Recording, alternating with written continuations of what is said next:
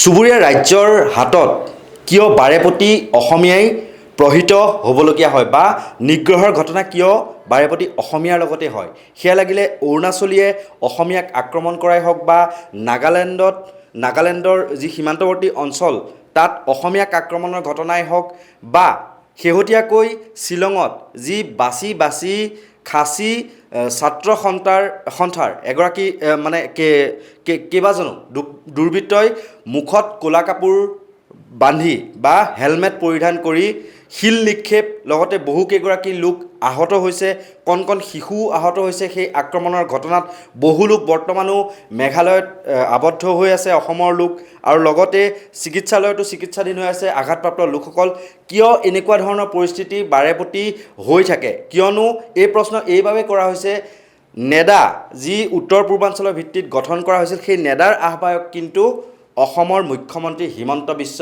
শৰ্মা কিন্তু সেই নেডাৰ আহ্বায়কগৰাকী অসমত থকাৰ পাছতো কিয় বাৰেপতি নিজকে তেওঁ মষ্ট পাৱাৰফুল CM বুলি কয় অল ইণ্ডিয়াৰ কিন্তু সেই মষ্ট পাৱাৰফুল CMৰ ৰাজ্যৰ মানুহখিনিকে বাৰেপতি কিয় মানে ওচৰ চুবুৰীয়া ৰাজ্যই আক্ৰমণৰ বাবে মানে চেষ্টা কৰে এই সমগ্ৰ বিষয় আমি আলোচনা কৰিম প্ৰত্যেক দিনৰ দৰেই মোৰ সৈতে আছে নৰ্থ ইষ্ট নাওৰ মুখ্য সম্পাদক পৰেশ মালাকাৰ ডাঙৰীয়া প্ৰথমতে সমগ্ৰ ঘটনা আপুনি যেহেতু দেখিছে খাচী ছাত্ৰ সন্থাই যি প্ৰতিবাদ বাইক ৰেলী উলিয়ালে বাইক ৰেলীৰ পাছতেই অশান্ত পৰিস্থিতিৰ সৃষ্টি হ'ল অসমৰ গাড়ী বাছি তেওঁলোকে গ্লাছ ভাঙিলে শিলগুটি দলিয়ালে বহুত লোকক আক্ৰমণ কৰিলে এনেকুৱা ধৰণৰ ঘটনাবোৰ কিয় ঘটিব লৈছে সঘনাই অসমীয়াৰ ওপৰত কিয় আক্ৰমণ বাঢ়িছে মানে বহিৰাজ্য ওচৰ চুবুৰীয়া নাই এইটো অত্যন্ত দুখজনক কথা আৰু এটা অত্যন্ত মানে আচলতে ক্ষোভৰ কথা যে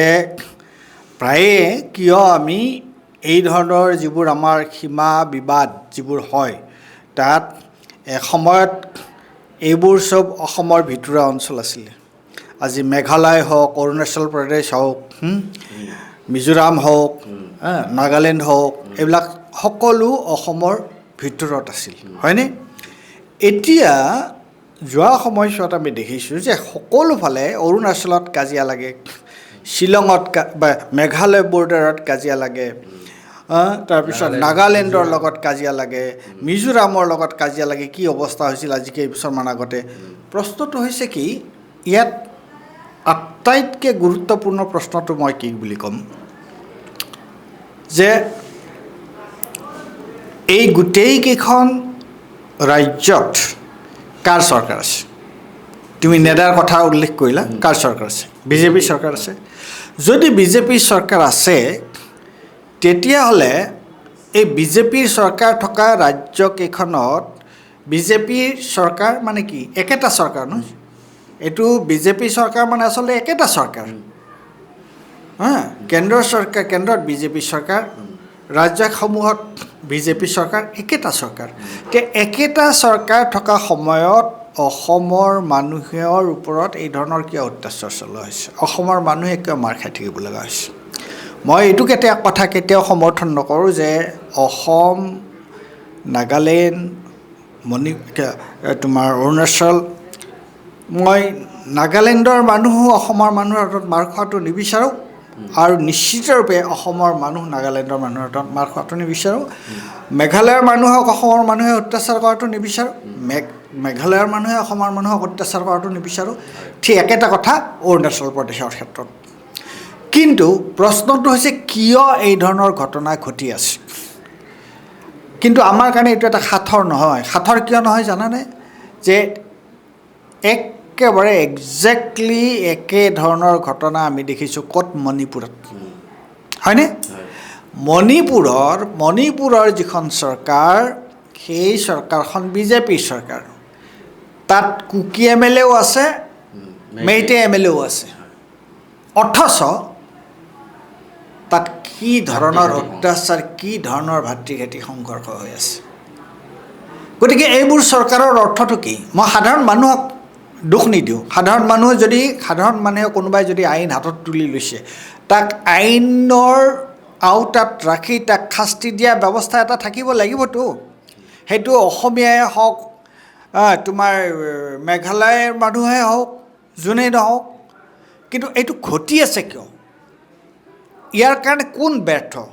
আজি হিমন্ত বিশ্ব শৰ্মাই তোমাৰ মেঘালয়ত চৰকাৰ গঠন কৰা, মণিপুৰত চৰকাৰ গঠন কৰা, অমুকত চৰকাৰ গঠন কৰা, তমুকত চৰকাৰ গঠন কৰা, তাত যদি নেডাৰ আবাস হৈ পেলাই কেন্দ্ৰীয় চৰকাৰৰ প্ৰতিনিধি হিচাপে চৰকাৰ গঠন কৰাত সহায় কৰিব পাৰে এই ৰাজ্যসমূহত, তেতিয়াহ'লে যেতিয়া জনসাধাৰণৰ মাজত যেতিয়া বিপদ হয়, জনসাধাৰণৰ মাজত যেতিয়া কাজিয়া লাগে, তাত যেতিয়া মৰামৰি হতাহতি হয়, সেই সময়ত এই মুখ্যমন্ত্ৰীজন, অসমৰ মুখ্যমন্ত্ৰীজন কিয় নিমত হৈ থাকে?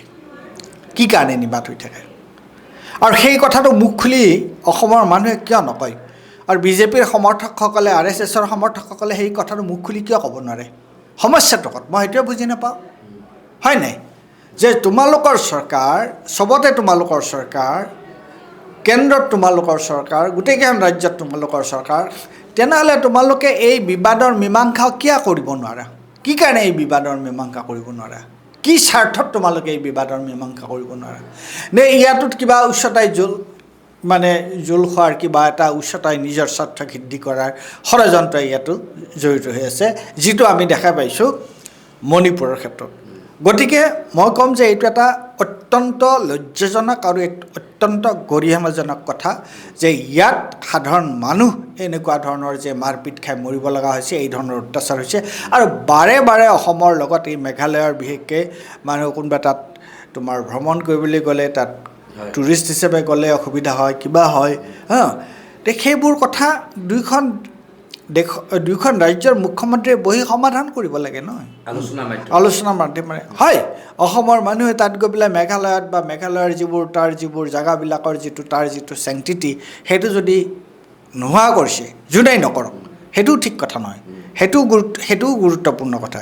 কাৰণ পৰ্যটনৰ নামত আজি চাৰিওফালে যদি এই ধৰণৰ হুলস্থুল হয়, তেতিয়া মানুহৰ যিটো স্বাভাৱিক জীৱন যাত্ৰা সেইটো ব্যাহত হৈ পৰে নহয়। কিন্তু তাৰ কাৰণে তাৰ জবাবদেহি হৈছে চৰকাৰ।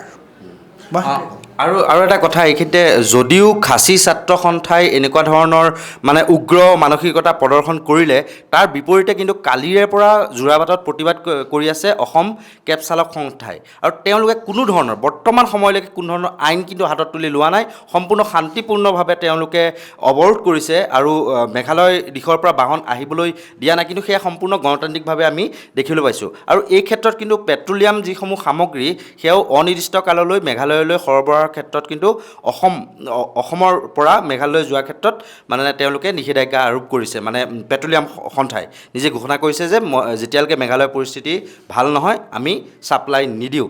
এই সমগ্ৰ বিষয় সন্দৰ্ভত আৰু লগতে এটা কথা কওঁ যে কোৱা হয় যে মেঘালয়ৰ যি পৰ্যটন উদ্যোগটো, সেয়া বিশেষকৈ অসম হওক বা অন্যান্য যিসমূহ কাষৰীয়া ৰাজ্য, তাৰ বাবেহে কিন্তু চলি আছে। এই সন্দৰ্ভত কি ক'ব? নহয়, প্ৰথম কথাটো হৈছে যে মই এই কথাটো সমৰ্থন নকৰোঁ যে তাত তেওঁলোকলৈ ছাপ্লাই বা এই যিবোৰ নিত্য ব্যৱহাৰ্য যিবোৰ সামগ্ৰী বা ইন্ধন, এইবিলাকৰ ছাপ্লাই বন্ধ কৰি দিয়াটো উচিত কথা নহয়। কিয়নো তেতিয়া তাৰ সাধাৰণ মানুহ তাৰ দ্বাৰা তেওঁলোকৰ জীৱন যাপন তেওঁলোক অসুবিধাত পৰিব। কিন্তু লগতে এই কথাটো যিটো পৰ্যটনৰ কথা, এতিয়া পৰ্যটনৰ কথাটো তাৰ কিছুমান বেলেগ বেলেগ দিশ আছে। সেইটো হৈছে কি, মই যিটো আগতে কৈছিলোঁ যে পৰ্যটনৰ এটা ঠাইলৈ পৰ্যটক যেতিয়া যায়, পৰ্যটক গৈ তাৰ স্থানীয় যি পৰিৱেশ আছে, তাৰ যিটো শান্তি শৃংখলা বা তাৰ যিটো যি ধৰণৰ তেওঁলোকৰ যিটো স্বাভাৱিক জীৱন যাত্ৰা, সেই জীৱন যাত্ৰাক কিন্তু পৰ্যটক গৈ সেইটো যদি খেলি মেলি কৰে, তাৰ স্থানীয় মানুহৰ কিন্তু অসুবিধা হয়।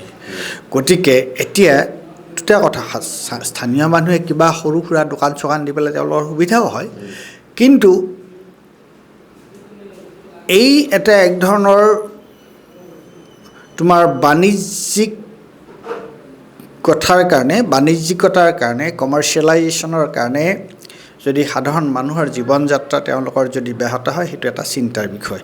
কিন্তু এইবোৰ বিষয় কোনোবাই যদি হাতত তুলি লয়, তেতিয়া তাৰ ব্যৱস্থা আছে, ব্যৱস্থা কৰিব লাগে। গতিকে এতিয়া মেঘালয়লৈ ইন্ধন এইটো তোমাৰ পেট্ৰলজাত সামগ্ৰী যোৱাটো তেওঁলোকে বন্ধ কৰিছে, তেওঁলোকে আন্দোলন কৰিছে। এইটো এটা অত্যন্ত জটিল বিষয় নহয় যিটো, তাৰ মানুহৰ কি অৱস্থা? সেই তাৰমানে এই পৰিস্থিতি হয়তো নাহিলেহেঁতেন যদিহে বাৰেপতি তাৰমানে সঘনাই যদি এই ঘটনাবিলাক ঘটি নাথাকিলেহেঁতেন, কিয়নো বহুতো কেব চালকক প্ৰহাৰ কৰাৰ ঘটনা সঘনাই সংঘটিত হৈ থাকে।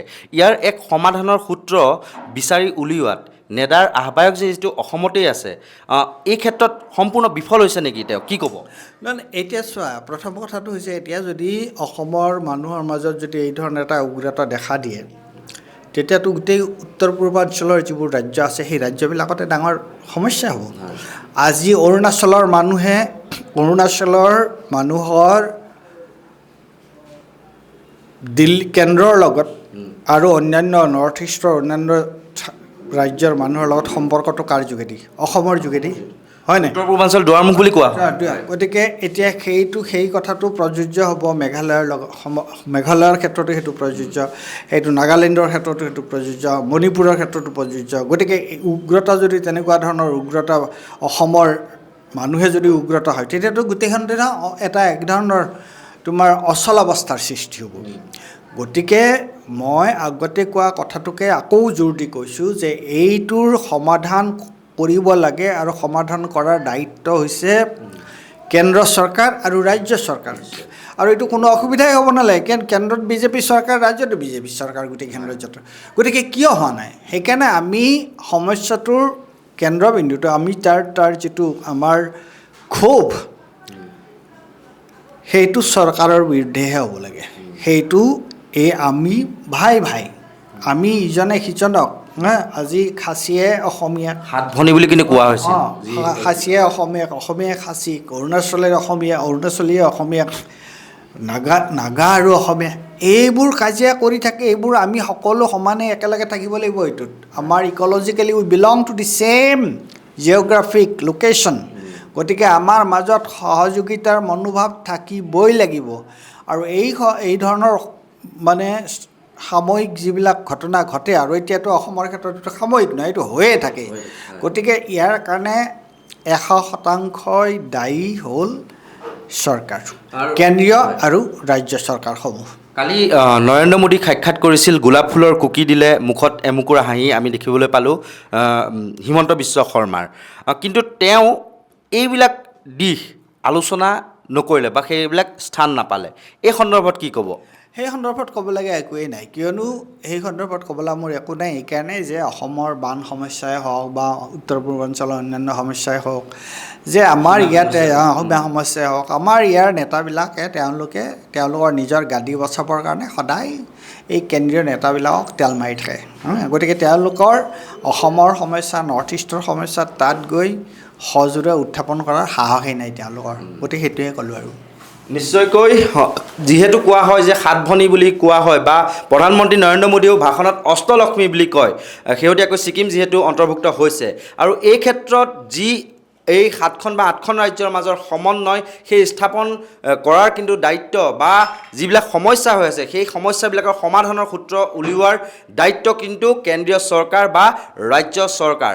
তাৰ বাবে কিন্তু মহুৱা হ'ব নালাগে এই সাধাৰণ লোকসকল। আজি সাধাৰণ মানুহৰ মাজৰ যিটো ক্ষোভ, সেই ক্ষোভ কিন্তু প্ৰশমন কৰাৰ কিন্তু দায়িত্ব একমাত্ৰ ৰাজ্য চৰকাৰসমূহৰ বা কেন্দ্ৰীয় চৰকাৰসমূহৰ। এক আলোচনাৰ জৰিয়তে সমিল মিলে যাতে সকলো থাকিব পাৰে, বাৰেপতি যাতে অসমীয়া যাতে প্ৰহিত হ'বলগীয়া নহয়, বা নিগ্ৰহৰ ঘটনা যাতে বাৰেপতি সংঘটিত নহয়, তাৰ এক কিন্তু উচিত সমাধান সকলোৱে বিচাৰিছে। ধন্যবাদ।